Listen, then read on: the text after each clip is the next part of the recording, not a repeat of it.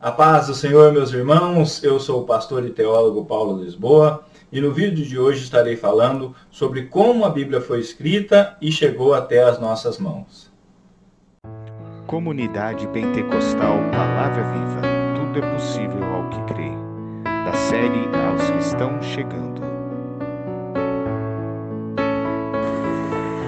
Capítulo 1, a Bíblia. Quem escreveu a Bíblia e como ela foi escrita e traduzida?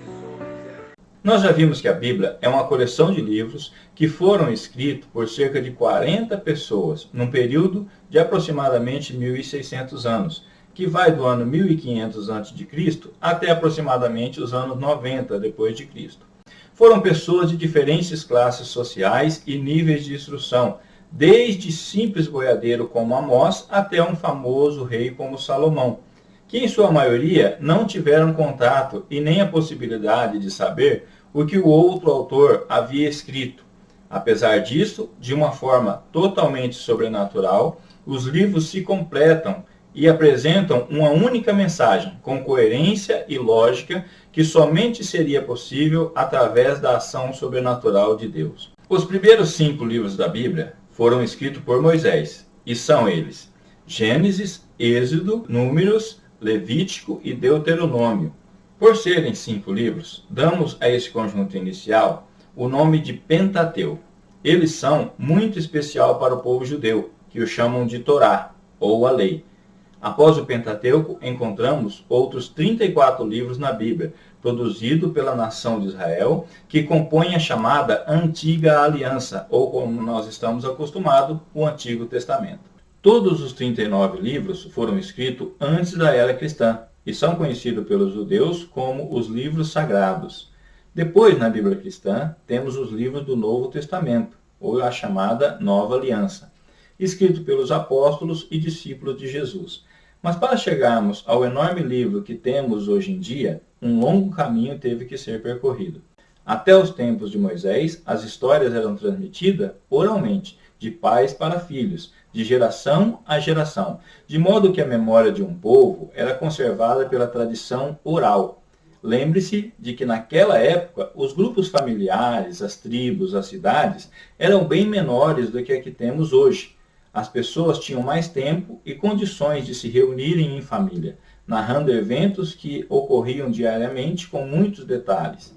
No tempo de Moisés, no entanto, já existia a linguagem escrita, falada pelo povo judeu, o hebraico e o aramaico, que podia ser registrada usando um papiro, que era uma espécie de planta aquática cultivada especialmente no Egito. Com o tempo, passaram a ser usados pergaminhos, que eram feitos de pele de animais, e por serem maleáveis, eram enrolados e guardados. Por esse motivo, lemos na Bíblia, em algumas passagens, a expressão rolo do livro. Os pergaminhos passaram a ter um formato de folha com o tempo, colocado uns sobre os outros e costurado em um dos lados, formando-se um códice, que é o formato do caderno que temos hoje. Entre os anos de 285 a 243 a.C., a pedido do rei Ptolomeu Filadelfos do Egito, esses livros foram traduzidos do hebraico e aramaico para o grego, que na época era a língua mais falada do mundo devido às conquistas de Alexandre o Grande, que foi um grande conquistador. Para esta tradução, 72 anciões judeus versados em hebraico e grego foram enviados para Alexandria, onde, isolados uns dos outros, fizeram cada um a sua tradução. Incrivelmente, embora sem contato um com os outros, os 72 tradutores fizeram o seu trabalho e, ao ser conferido, viram que eram praticamente idênticas umas às outras. Por isto, essa tradução foi aceita como fiel e passou a ser conhecido como Septuaginta. Como o grego era uma língua universal, falada em toda parte, o Novo Testamento, que fala do nascimento de Jesus e do início da Igreja, foi escrito em grego, e assim toda a Bíblia poderia ser lida pelas demais nações, que não conheciam o hebraico. É certo que muitos outros livros foram produzidos e traduzidos pelo povo de Israel ao longo da sua história. Porém, somente alguns foram reconhecidos como sagrados e passaram a fazer parte da Bíblia. A estes livros nós damos o nome de canônicos. A palavra canônico tem origem na palavra cânon, que é uma cana usada pelos hebreus para fazerem as suas medições, uma espécie de régua, e indica os livros que passaram por uma avaliação e foram reconhecidos como inspirados por Deus. Na época de Jesus e seus apóstolos, já havia um conjunto de livros que os judeus conheciam como sagrados e podiam ser lidos nas sinagogas. Eram o que eles costumavam chamar de as Escrituras. Mas foi no concílio de Jânia, no ano 100 d.C., que este cânon foi formalizado com base nos seguintes critérios. O livro não poderia ter sido escrito fora do território de Israel, não poderia conter passagem ou textos em aramaico, o livro não poderia ter sido redigido após a época de Esdras, no ano 458 a 428, o livro não poderia contradizer a lei de Moisés, o Pentateuco. Com relação aos livros do Novo Testamento, a igreja primitiva também havia estabelecido alguns critérios para conferir a autoridade ou não de um livro. E os critérios eram estes. Apostolicidade. O livro teria que ter sido escrito por um apóstolo ou por um discípulo próximo a ele. Concordância. O livro teria que ter concordância com os demais ensinos e o restante da doutrina dos apóstolos. Universalidade.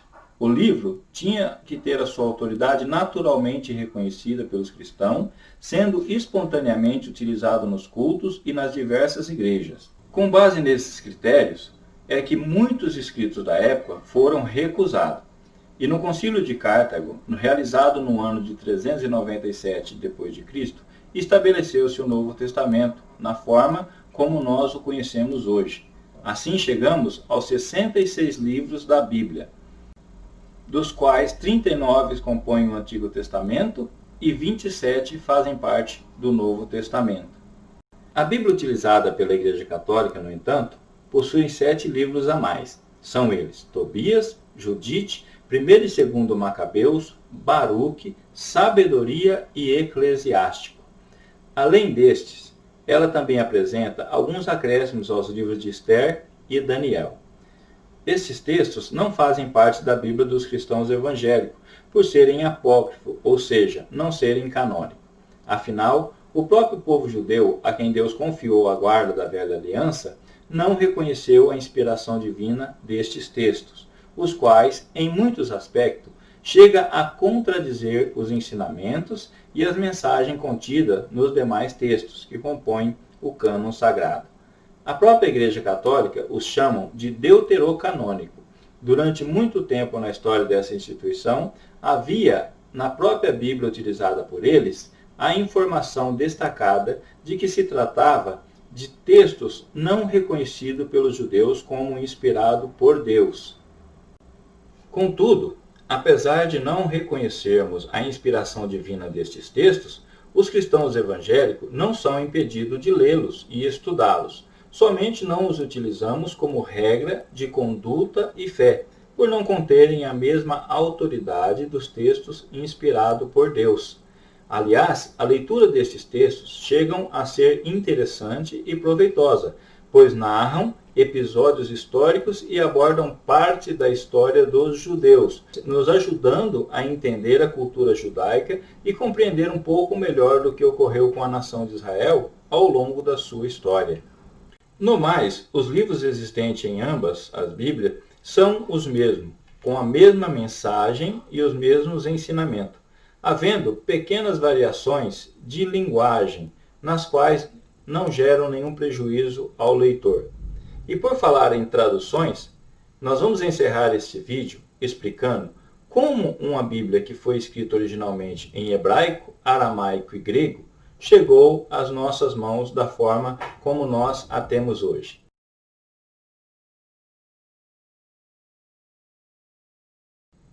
Após o imperador Constantino se declarar cristão, convertido no ano de 312 d.C., e determinar que esta fosse a religião oficial do Império Romano, a igreja passou a ser controlada pelo Império, ou seja, passou a ser uma igreja do Estado, sofrendo uma série de interferências no seu modo de ser, Uma dessas interferências foi a tradução da Bíblia para o latim, a língua oficial de Roma, feita entre o ano 391 a 405 d.C., por Jerônimo, que ficou conhecido como Vulgata, por ter sido traduzido para um latim mais simples e que passou a ser a única versão permitida pela Igreja Católica Romana, inclusive nos lugares onde não se falava e nem estudava o latim.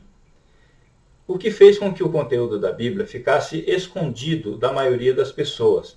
A Vulgata, por sua vez, continha muitas inexatidões e incorreções na tradução, e em diversas passagens deixava o texto muito confuso. E no século XIV, porém, várias pessoas como John Wycliffe se empenharam na luta pelo direito das pessoas terem acesso à Bíblia, num idioma que elas pudessem compreender, como ocorria no início da Igreja, e se dedicaram a traduzir a Bíblia para outros idiomas, pois a Igreja Católica resistia a essa iniciativa, ao ponto de perseguir e matar as pessoas que queriam fazer este trabalho e que estavam envolvidos com essas traduções. A tradução para o português ocorreu a partir do ano de 1748, a pedido do rei de Portugal, e em 1948 tivemos a primeira Bíblia impressa no Brasil, a Almeida Revista e Corrigida. A organização e divisão da Bíblia em capítulo, como temos hoje, foi algo que ocorreu entre o ano 1234 e 1242.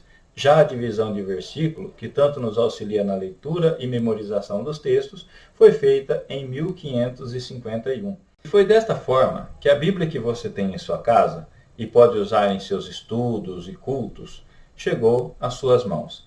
Ela percorreu um longo caminho até você, e isso mostra o quanto cada um de nós devemos valorizar a oportunidade de ter em mãos para ler e consultar livremente essa tão importante mensagem enviada por Deus, a sua palavra. Eu sou o pastor Paulo Lisboa e nos vemos no próximo vídeo.